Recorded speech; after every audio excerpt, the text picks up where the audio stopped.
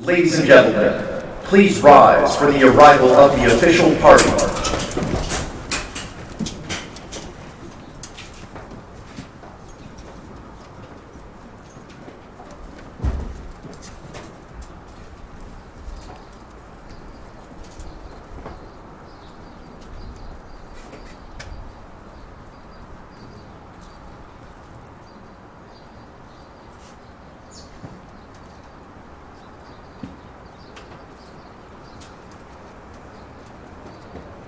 Good morning, ladies and gentlemen. Welcome to Marine Barracks Washington, D.C. and the retirement ceremony for Lieutenant General Jon M. Davis, United States Marine Corps.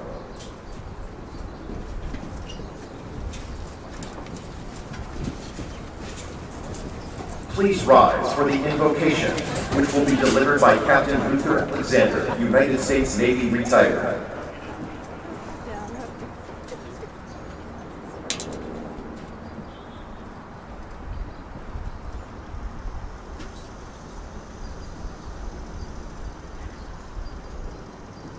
I invite you to join me in prayer. Let us pray.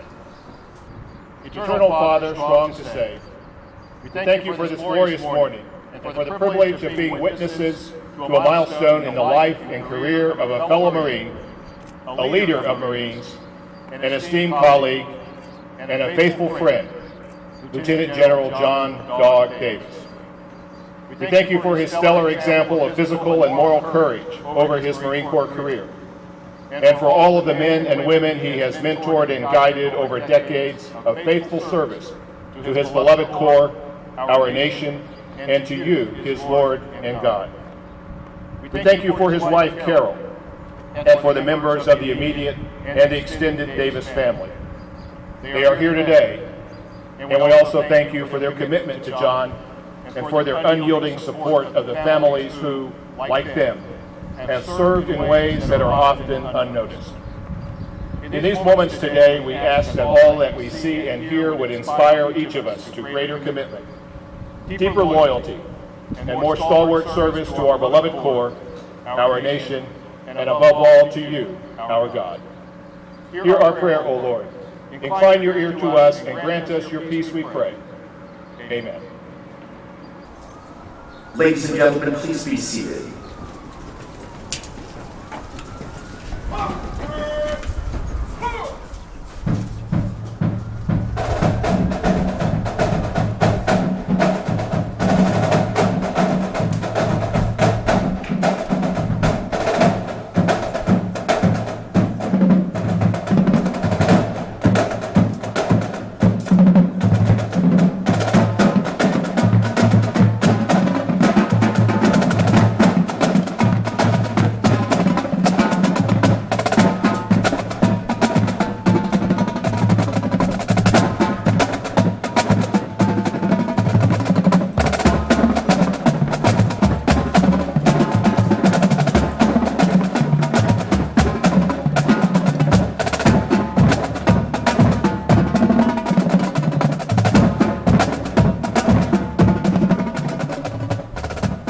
We begin our ceremony with a concert performed by the United States Marine Drum and Bugle Corps. The unit will open with a march honoring United States Naval Service personnel whose heroic actions inspired these famous words: uncommon valor. The concert will continue with a musical tribute to this great nation, America the Beautiful. The concert will close with one of this nation's most popular songs of freedom, Battle Hymn of the Republic. Ladies and gentlemen, Marine Barracks Washington, D.C. is proud to present the Commandant Zone, United States Marine Drum and Bugle Corps.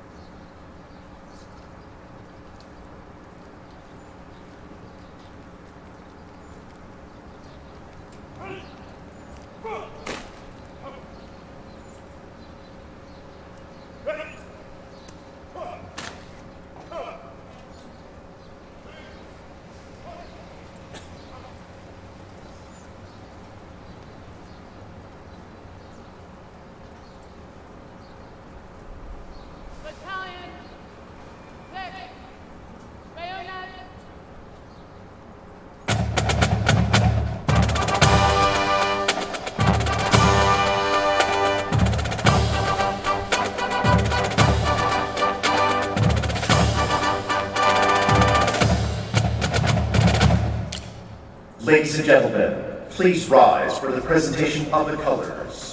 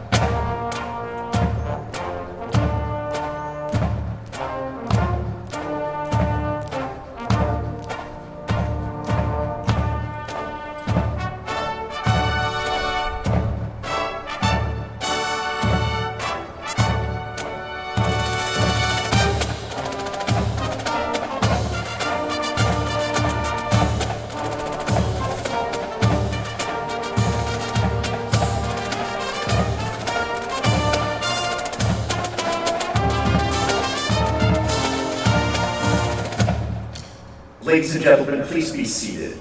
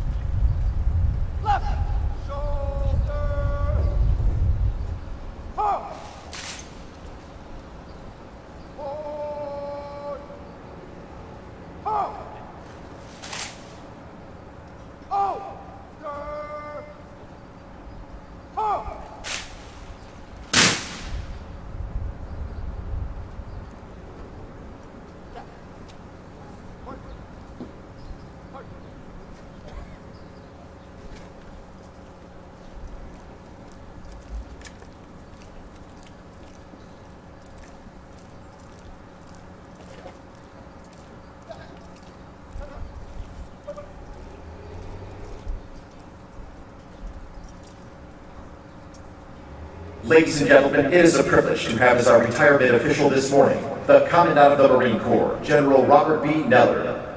Please rise for the advancement of the colors, the award presentation, and the reading of the retirement orders.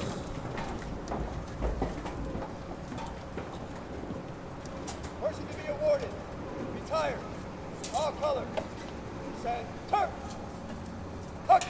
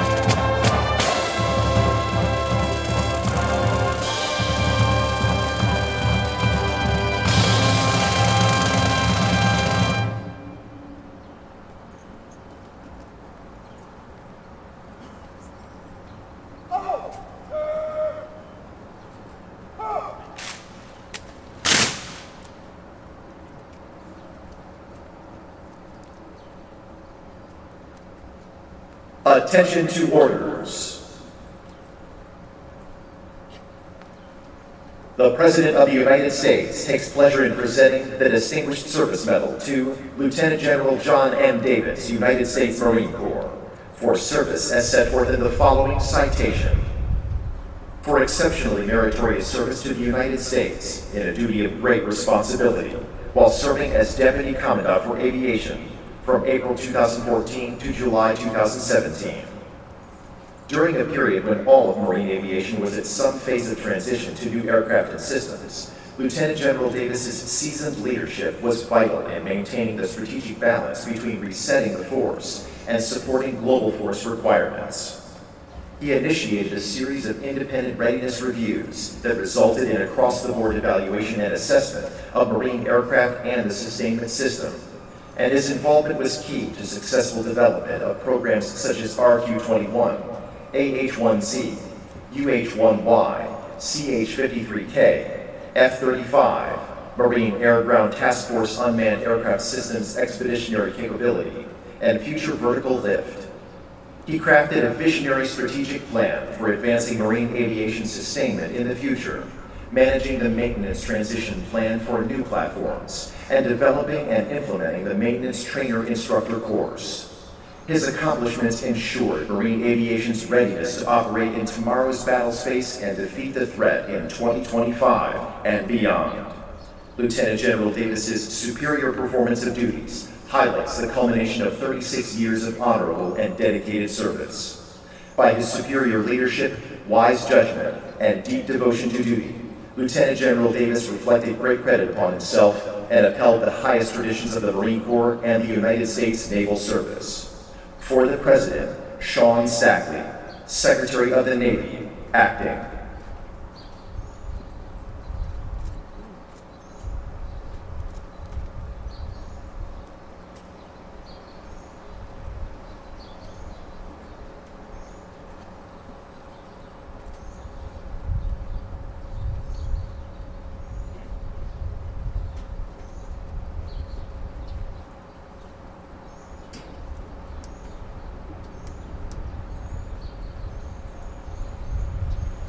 From Commandant of the Marine Corps to Lieutenant General Jon M. Davis, United States Marine Corps.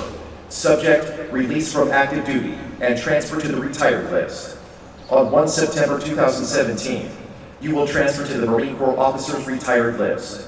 At 23:59 on 31 August 2017, you will detach from your present duty station and be released from active duty.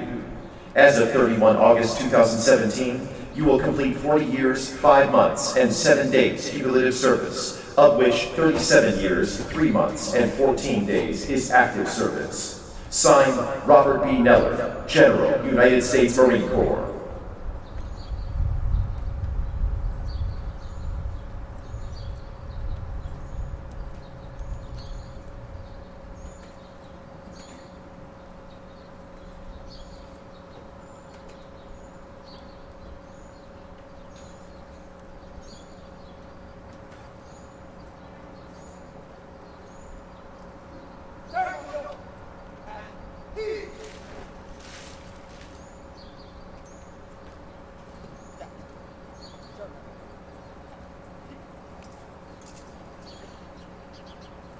Ladies and gentlemen, please be seated. Now joining Lieutenant General Davis is his wife, Carol.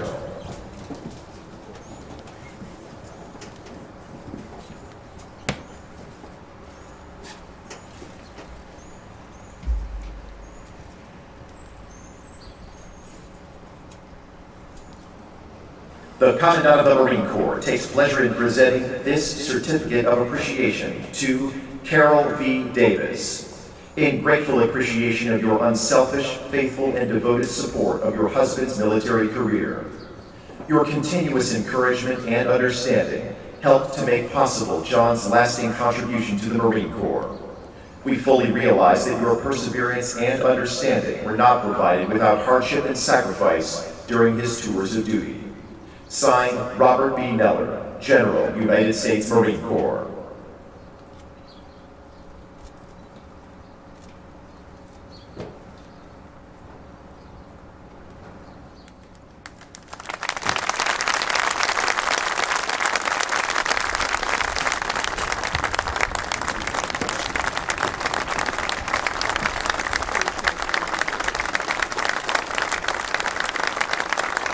Ladies and gentlemen, please remain standing for the withdrawal of the colors and honors to Lieutenant General Davis.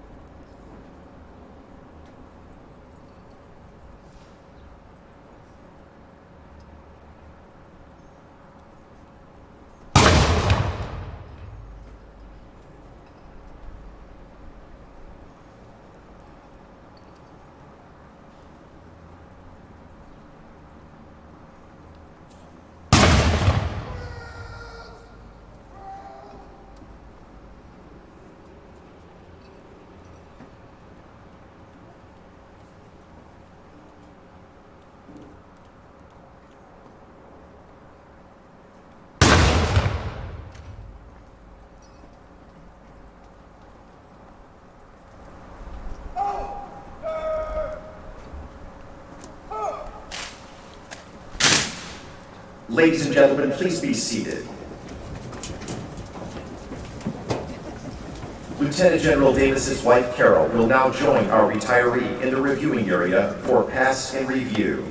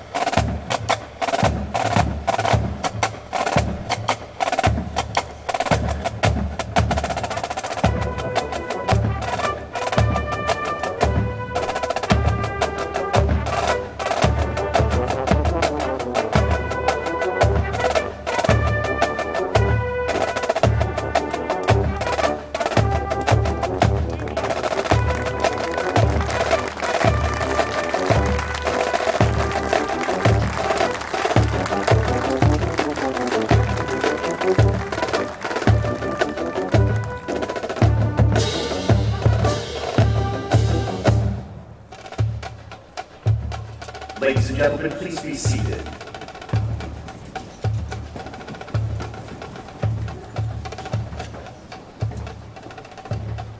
Ladies and gentlemen, the Acting Secretary of the Navy, the Honorable Sean Stackley. If I can just pass on one one thought for this morning. First, I would tell you that I've had the pleasure of working with Dog for 9 years.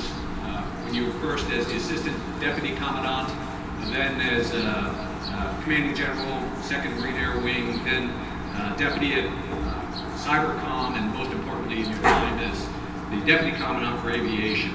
And I would tell you that he, to me, has been the heart, the soul, the spirit of the Marine Corps. We've worked some tough issues together. In my memory, on a Monday we would be sitting down at something called the Joint Executive Steering Board, which is the Joint Strike Fighter par excellence. It's all of industry: Lockheed Martin, Northrop Grumman, BAE, Rolls-Royce, Pratt & Whitney. It's all the services: Navy, Marine Corps, Air Force. It's all of the international partners, 8 international partners sitting around a table somewhat like the UN, trying to resolve technical issues, contractual issues, financial issues, legal issues, political issues, on and on and on. This program had serious challenges. Every one of them, Dog was on point, leading the way to tackle the issues. It was the voice of reason in a room of doubt. For the entire time that we worked together on that program, I watched him singularly pull the program forward, singularly unite the divided voices, singularly overcome the challenges to take the Joint Strike Fighter from a technical morass to a technical miracle.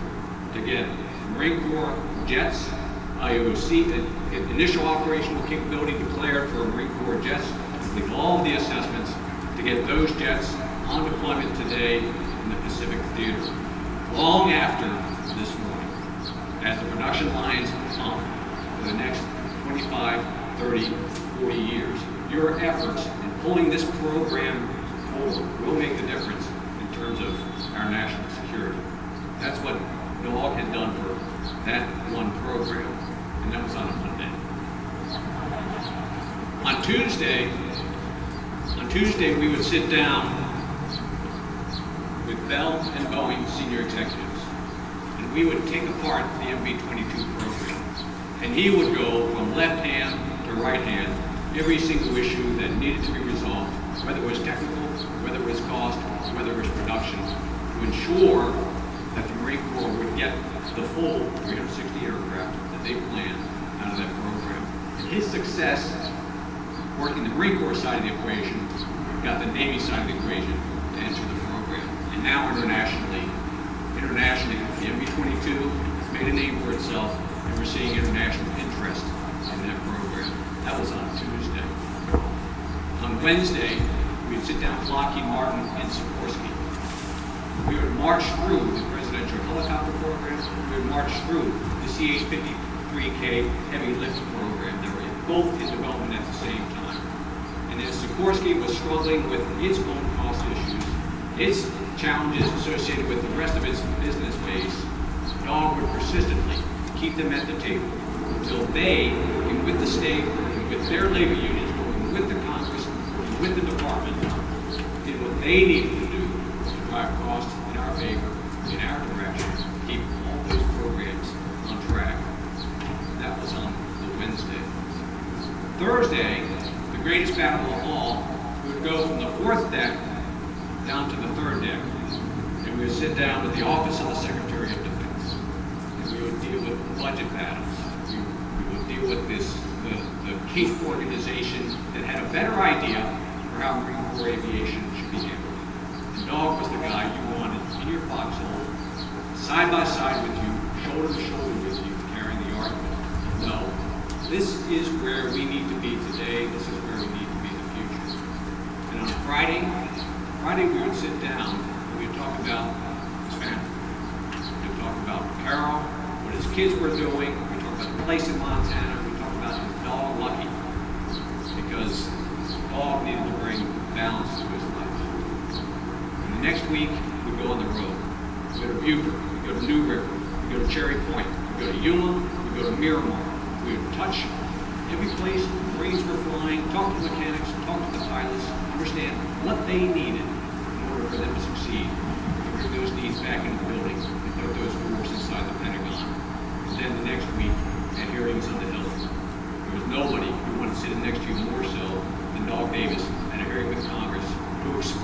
why it was so important that the Marine Corps keep on track with this program.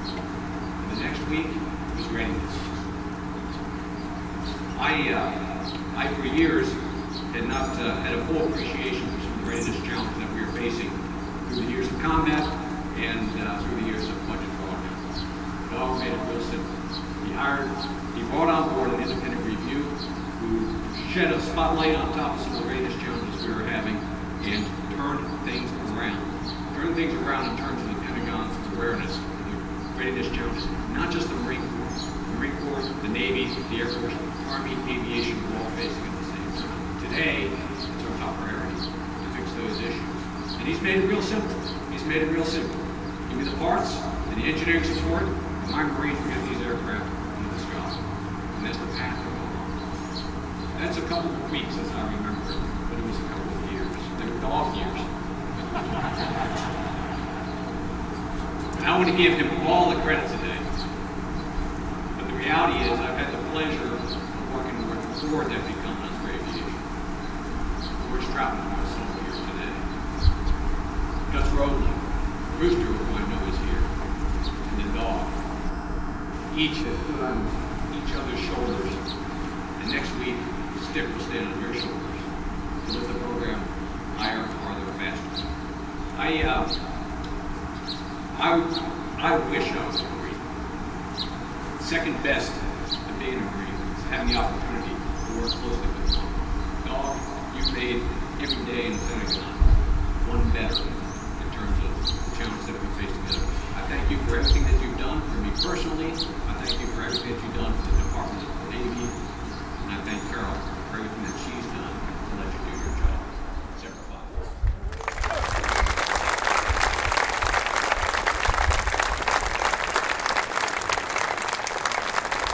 Ladies and gentlemen, the Commandant of the Marine Corps, General Robert B. Neller. You're all very important, and it's too hot to mention you. So you know when you haven't seen anybody in a while and they go, my gosh, you haven't changed at all. You look at this picture. Carol, you look exactly the same. Dog, you look like... Who is this guy? I first met John Davis in 1996 in France. He was working for General Krulak. He was supposed to film the birthday message. And General Krulak would walk across the wheat field, and we saw him at dinner, and there was this kind of forlorn, downtrodden major. And we were eating dinner. Hey, why don't you join us? Who are you? And he told us, and they go, what's the problem? He says, well, I'm supposed to do this thing with the commandant, and they stole the teleprompter out of their room. So like, there's a trend here. There's a trend here. So we bought him a drink and had dinner and kind of cheered him up, and he made it through that. Next time I saw him, we went to CAX, now ITX, in 2000. And we had double CAX, tank battalion, infantry battalion, his squadron out there, VMA 223. They were the main effort because we were in the longest CAX anybody had done, and we were just killing it. And the Coyotes were getting an attitude about us because they were going to show us. And then the night before we started, he walked into my office and said, all my planes just got red stripe. See the trend here? Was the teleprompter. But we made it through. We made it through. No excuses. Typical Davis. No excuses, just the facts. Got 3 planes up. We did the best we could, and we learned a lot. And then over the years, I've worked with him, as Secretary Stackley mentioned. And it's the same guy.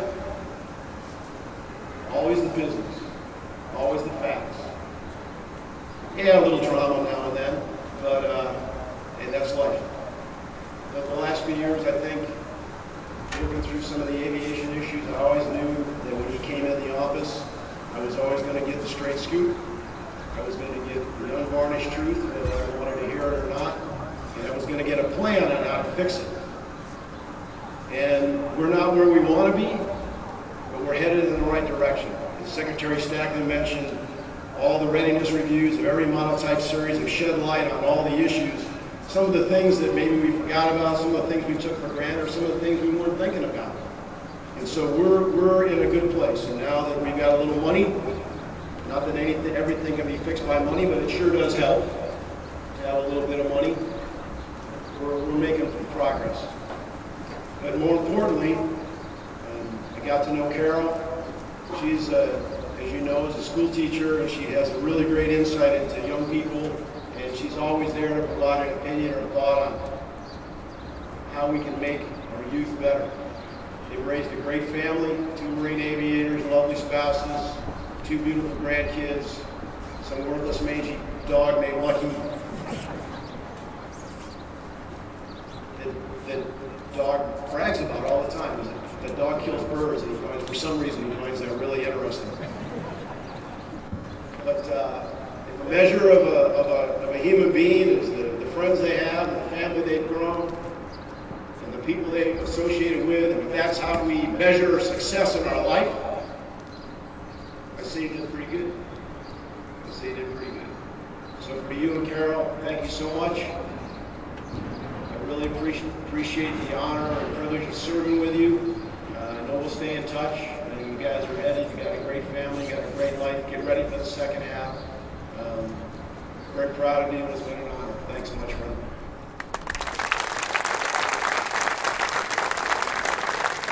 Ladies and gentlemen, Lieutenant General Jon M. Davis. I don't want my last official act to get stink eye from General Neller, so I'll try to keep this going pretty quick. I want to say thanks to all of you for being here today to support my family. And I'm actually really humbled. The first time I was here was it was the summertime, 1977. They pulled us up in a cattle car. PLC Junior, Corporal Keeler was my sergeant instructor, not a nice man. And I remember standing in green sateens, sweating it out, but watching. But to me, I was, seeing just excellence. Things I couldn't do as a college freshman, these enlisted Marines were doing every single day. And I said, it's like watching a really good football team, or watching something that's being done really well. You want to be a part of that and get part of that. There's no Marines in my family, or none, until now. I was a good guy. My mom and dad, my family raised me really well. They encouraged me to ask a lot of questions, to ask why a lot, and never limited me in any way. You probably could have been a few more limits out there, but I didn't get too much trouble. But bottom line is, I had a great life growing up and great support throughout my life. But I'd gone to school at Allegheny College. President saw you here, sir. President Mullen saw you. I went to the school down there in Pennsylvania, doing pretty well, but I guess, like I've heard some say, my first year was I wasn't letting academics get in the way of my education. And I was a good guy, wired the right way, but I wanted something more in my life. I thought I could be more than I was. And I remember the guys in my hometown whose older brothers joined the Marines from the Vietnam War. We all looked up to them. And I was hitchhiking from Meadville, Pennsylvania to Buffalo over a weekend in March 1977 with a guy from my frat house. And to this day, I still think Animal House might be a documentary. But hitchhiking up to Buffalo, and this guy was talking about these guys he met at the campus center. He called them a cult. There's this camp you could go to in the summertime, no commitment, try out the Marine Corps. They would get to check you out, try you out, you get to try them out. If you didn't like it, you could not have to do it. And he said he wasn't going to do it, it looked like a bad deal. I don't know what happened to those 90 miles up to Buffalo, but in that 90 miles, we got my mom and dad's car on the south side. I drove him to his house on the north side. I didn't ask my parents. I drove to the recruiter's office in Buffalo and took an exam. I did well in that exam, they gave me another exam. Lots of math. I wasn't doing real well in math at Allegheny at the time, but I could do those kind of math questions pretty well. Practical math, they call it. And ploys and views of the world, and I guess I did really well in that. And the recruiter goes, "Would you like to fly?" I said, "Marines fly?" I said, "Yeah, that would be cool." But they actually signed me up for a ground contract because they had a hard time in 1977 getting anybody to sign up. It was a lot easier for me to get the Marine Corps than it is for our young officers enlisted today. And I took a ground contract, and the Marines told me, "You can transition your senior year." They did not lie. I transitioned my senior year and had a wonderful time. My college buddies are here today from Allegheny College and Phi Delta Theta. Thank you so much for coming in and being a part of this. Friends for over 40 years, lifelong friends. You couldn't have better friends. Things they taught me in college was good game's a fast game. Friendship, the bonds of friendship last forever. With Miss Sammy today, he was here when I got promoted to 3 stars. He's no longer with us. But also, too, you better have a quick wit in a $5 Beta House. If you don't have a quick wit, you're gonna get burned. And that served me very well for flying airplanes for 37 years in the Marine Corps. I came home that night when I joined the Marine Corps. My father sent me to see one of his friends that had been in the Marines, a guy named Sal Alfiero. And I know Sal is in the ranks here today. Sal is 214. He's done great things. But Sal Alfiero, I'm going to go into a little bit of Marcus Aurelius here, and I'll go very quickly because I know it's hot. But what I learned in his book Meditations, he talks about what he learned from the people that he associated with. From Sal Alfiero, I learned I could do anything besides what I'm doing, but I chose to do this because I love doing this.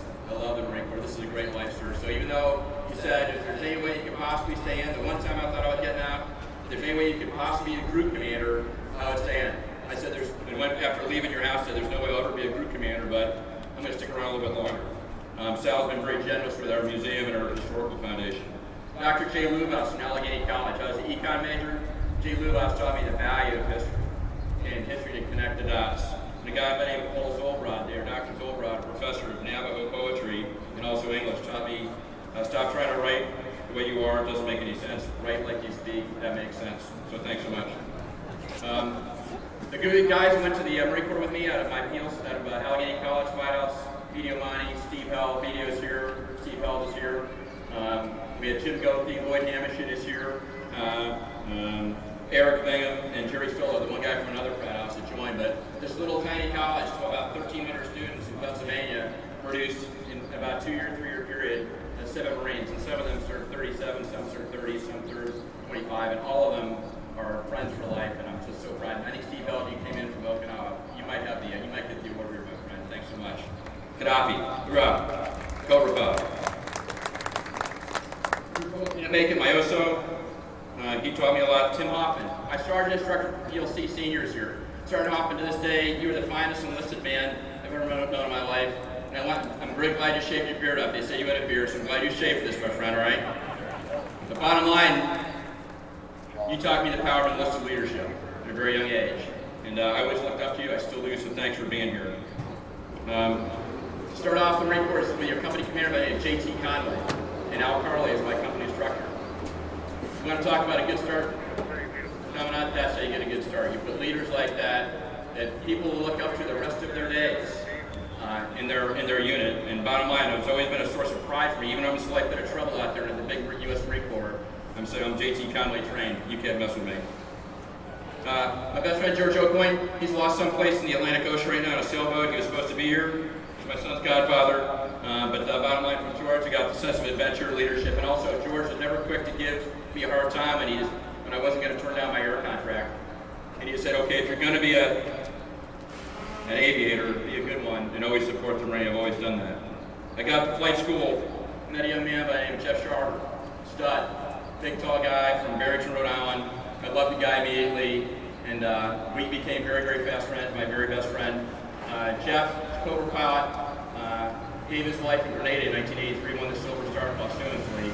And I'll tell you, every time I get promoted, I go put a rank tab on his tombstone up there. I'll still go visit him now that I'm not getting promoted anymore, but bottom line, you raised one heck of a son, and you should be really proud. He has enriched my life every single day, and we thought so much of your son, we gave our first son his name. You're up. 203, I went to go fly the Harrier. That was a little bit of a challenge. I was the top guy out of the training command. I was the bottom guy in my training school class in the Harrier. Jerry Fitzgerald, not a pretty man, those of you know him. But Jerry Fitzgerald taught me the value of time. So it's not, people are asking about, hey, you got a couple days left, a couple months left. Jerry Fitzgerald measured time in seconds. I was having a hard time learning how to fly the Harrier. He made me do a press up with the flasher time. He had 500 pounds of gas remaining, 200 pounds usable. Not a lot for an airplane that's burning 120 pounds a minute. But he said, hey, you got 120 pounds a minute. That means you got a minute and a half to hover. That's a long time, dog. Okay, so he made me get impressive and flash until I got to 200 pounds, and he let me land it. I figured it out, and he let me solo that afternoon. If Jerry Fitzgerald hadn't had the trust and how to figure out how to fix a guy who was struggling, then I wouldn't be here today. Got to 231. Dan Campbell was the first guy I met, the guy I looked up to the most, our WTI, or Weapons and Tactics Instructor. And bottom line is he was a real stud. And Dan went from there to March 1 to be an instructor. He trained me when I went through the weapons school out there. Dan, again, my mentor, lost his life in a Harrier mishap in 1987. And his wife Nancy is here, and son Nathan. And bottom line is tough business anytime, but a great Marine Corps family. And we're proud that you're here with us today, Nancy and Nate. Thanks so much for being here. I also learned I wasn't the best pilot in 203. Lee Buellen is the guy who owns that. And Lee Buellen is one of the finest guys I've ever known, has been a lifelong friend. I also learned about leadership from my boss, John Capito. John Capito taught me the power of knowing your people. And he knew Lieutenant Davis, Captain Davis, he knew my subordinates better than I knew my subordinates. And bottom line is he was an inspiration to me as well. And I'll tell you, he kept me in the Marine Corps twice when I was going to get out. He knew exactly how I was wired, he knew exactly what to say to me, and he got me to stay in. A lot of times it was a trick or a hook, but it worked, and I think that's Moneyball. Moneyball. When you don't have to stay in, getting people to stay in, and he saw things in me that I never saw, so thank you for that, sir. He sent me to WTF, which I thought I'd never get to do. And I did go in 1986, and I met the assassin. Then Lieutenant Colonel Fred McCorkle. And I know of nobody that takes better care of subordinates and to take better care of his friends than Fred McCorkle. And he's been a lifelong mentor to me. I want to thank you very much for that, sir, and show me that, you and your bride Captain. Thank you so much. I got a dream job to go to the Brits and fly in exchange to the British. I got my friend Gary Waterfalls to AFTA. The power of an exchange program. I was at a frontline gun squadron in Germany with the 3 fighter squadron. Gary was one of the JOS squadron students out there. We had a great time. I learned that the Marine Corps is not always the best cadence for certain things out there. I learned about standards. We didn't have standards. I also learned about how fun. And I also learned the values of a short takeoff vertical landing airplane. Flying with the British in the North Sherman plane, which is the closest jet base to East Sherman border. Back then when the Cold War was really on, we were trying to distribute our airplanes. There's a science to doing military stuff. What you had was art as well. And you showed us the way. And frankly, United States Marine Corps Aviation is better for what you showed me in those couple of years.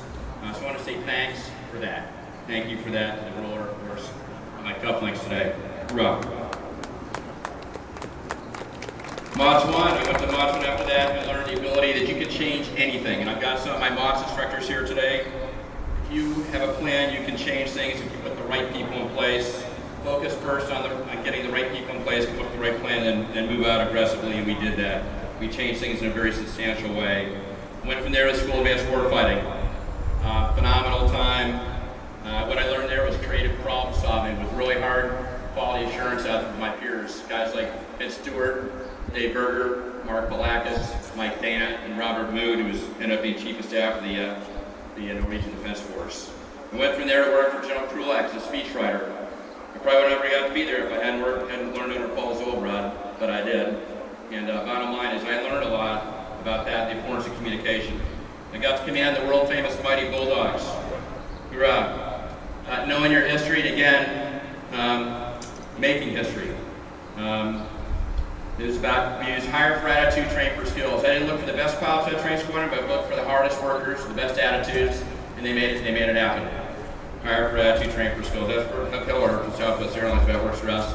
And Dave McGrath was sitting over here. I think he might have taken off, but Dave McGrath made every one of my training deployments with me in 223. I'm going to say a thank you to Mike Butters, Tom Gore, Sean Schramberg, Mark Alperis, Jeff Moyne, and Mike Kettner, who were the guys that I hired that had the right attitude, and they carried the day for me.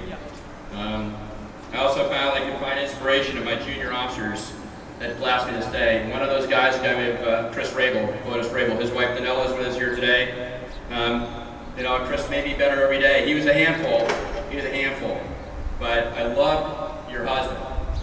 He was a wonderful husband, father, and he flew a hell of an airplane, and he asked why more than I did. And I loved it. And every day I had to get up ready to go fly with him and inspire him. And it's given me some power these last couple years out here as we work some of these challenges. That Squadron 223 had 40,000 mishap-free hours when I was there in 1998. They are still mishap-free today. Hoorah. Went to Johns Hopkins. Nothing to my elegant transcript, just said I was prepared for that, but I went and got straight A's. Elliot Cohen, Fudajami, thank you very much for showing me that side.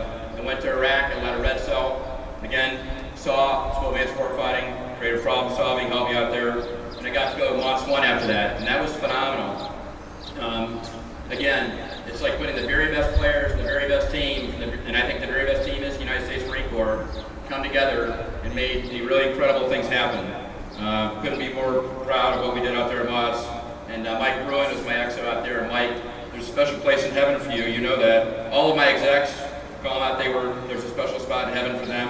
So thank you for that. I got a surprise set of orders the backside of Mods going to Fort Meade. Guy failed college math the first time. Didn't like computers. General Alexander, I know you're out here, sir. Bottom line, thank you for what you did for me. You go into Fort Meade, says you can prove to me that I could do anything. And especially goes back to the Moneyball bit. You find the right people. I see my posse out there in the stands, David, Teresa, I got Tim, Cindy, Tris, all of you, Max. The Marine Corps doesn't outhold the line on patriotism or hard work. Okay, I learned that up there at Fort Meade, so thanks for all you did. And then up in the stand up there, I got Colonel Sugar. I've also got Brett Williams. Brett Williams, F-15 driver, United States Air Force, just a stud. And the cyber thing is going to work itself out, Brett. You'll never get the accolades you deserve, but you were a big part of that. So thanks so much. You really honored me by being here today. Thanks for that. I got to command a wing after that. That was phenomenal. I got us another surprise set of orders back to Fort Meade for a re-attack. Great things there. And then after that came up here to aviation. This commandant's been a dream job. And everybody says, you know, hey, there's a lot of problems, challenges, you know, people are doing studies that are gun deck. I guess that's nothing new in this town. We'll power through that. What you have right now, what I'll tell you, Jill Noer, is your air component is coming back on track. And you will have the force and range you need from our aviation force to support our Marines forward deployed. And the Marine Corps, the thing that's so cool about the Marine Corps is the force and readiness. And if you do mission type orders, what a force and readiness means is you go ready. It's really kind of a general statement, but that's a really good statement for us because Marines like to fight, and we make ourselves ready to fight. But it's fight anything, not fight that last fight. It's you have to do the whole spectrum. That's what we have to do. That. So if people give us a hard time for procuring what we're procuring, I would say drive cold to a commandant, drive cold to a stick rudder. Don't give up. Keep your foot on the gas pedal because the next big one's coming. We're going to make ourselves ready when no one else is. The force is the most ready when the nation's least ready. If that can't motivate you, if that can't inspire you on a daily basis, you got something wrong with you, right? That's what's so cool about this. So I am standing tall on the shoulders of guys who went before me. And the thing I'll tell you, Commandant, in this town, you get really close to being directly over the top of the target. That's where you're getting the most flak coming up. You're getting the most fire. Okay, whether it's infantry or it's an aviation battle. Right now, we're getting a lot of flak, which means you're right close, very close to the target, drive it home. I'm going to close with the most important thing in my life. And I'm going to start with my youngest son, Eric. So proud of you, pal. Eric is an F-18 pilot, BMF 312, getting ready to deploy on a carrier. Do well, son. Good hunting. Laura, thank you so much. If I could pick a dream daughter-in-law, you'd be it. So thanks so much. For Eric. Right, for Eric. All right. Really fantastic. Appalachian State, a book editor, and she's got her own business. We're so incredibly proud of you. Thanks so much, Laura. I've got my niece and my nephews, and all my rest of my family in the back row. Teresa, her mom, is here with us. My sister, Jody, is here, and her daughters. Thank you so much for being you, and good luck, buddy. I got my son, Jeff, and his beautiful wife, bride, Christine. All three of them went to the Naval Academy. I won't say which one got the better grades, right, Christine? Right? I think that was one of the top ones right there, but Jeff, very proud of you and all you've been, all you've become. The thing I like about you, you're a great husband, you're a great dad, and that's the thing that makes me the proudest of all. And Christine, you've been a phenomenal mom. You're getting ready to move to Japan. Thanks so much for what you're about to do, the sacrifice you're making. You two little girls, you're what it's all about right now. You are my center of gravity, right? So thanks so much for being out there and basically coming with us a little bit. And now I'm going to take very quickly, Commandant, and I'll be done. I'm going to talk to my wife, Carol. I met Carol in my last year in college out there. That feeds quickly, actually. You got it. Bottom line, love of my life. The reason I'm successful is because of my wife, Carol. She is the most giving, honest, easygoing person in the world. She just is. She has made it easy for me to work like I have, even when the days have been gone long and I've lost friends. She's always been there for me. She made an incredible house for our sons. Everybody's always welcome in our house. And while she did all that, she went to school, she got her teacher's degree, taught elementary school, got her master's degree, nationally board certified, teacher of the year in Virginia in her elementary school. You have touched the lives of so many little kids out there, Carol, and I think this last year was kind of hard in her school, and she stayed the course because she thought that she could help those little ones out and help them along the way. And sweetie, I love you very much, and now I'm yours. All right, Commandant Marines, all my mentors out there, thanks so much. This has been a great ride, a surprise to a lot of people, but I joined for 3 and stayed for 37, and I'm just so happy. Al, thank you for being here. I know Nancy would love seeing this, but bottom line, you're looking down on us right now, so thank you very much, Semper Fidelis. Ladies and gentlemen, Lieutenant General and Mrs. Davis will now mark the end of their over 4 decades of faithful service to our Corps and our nation by departing down Center Walk to Led Zeppelin's Black Dog.